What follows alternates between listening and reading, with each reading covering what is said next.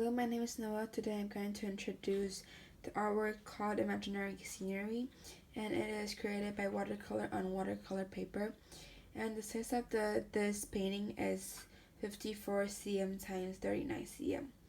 The first idea that it comes to my mind is to create a painting of landscape presenting by diamond shape, using a reflect effect of two different worlds. Top is the reality where I live now, and the bottom is the imagination world. The purpose of this creation is to show how I imagine the world in the past when there are no human but maybe animals.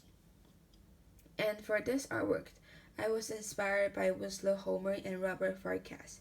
The reason that I choose to do landscape painting is because we often capture views from the world. And these two artists, for Winslow Homer, he is really famous at creating oil painting on canvas, which is drawing landscape. And I like his style of painting because it is not really detailed, but it also can express the whole meaning of it. And at first, for the reality world, I am thinking just to create a simple forest landscape with mountains and trees. Then I change to the idea of drawing my own picture. I was choosing the pictures between Japan's Fuji Mountains or sightseeing views of Shangsan Mountain. These two are both landscape photos. And for the top of the painting is a picture that I took.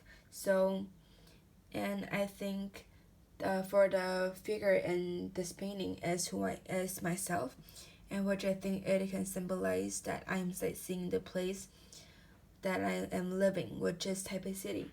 And for a reflection of the two worlds, I use this contrast color to make a difference of the two worlds, and wanted to create something that is not going to happen.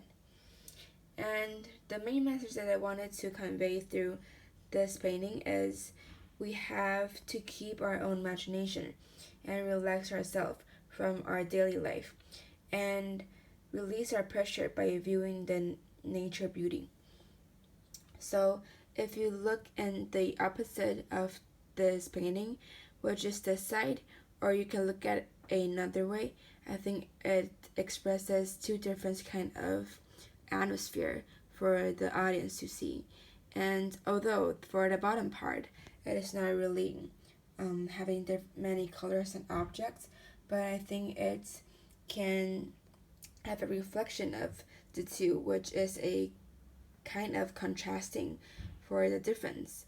And there are also similarities between the two for the rocks and the trees. So I think for overall, I had conveyed my message through this artwork.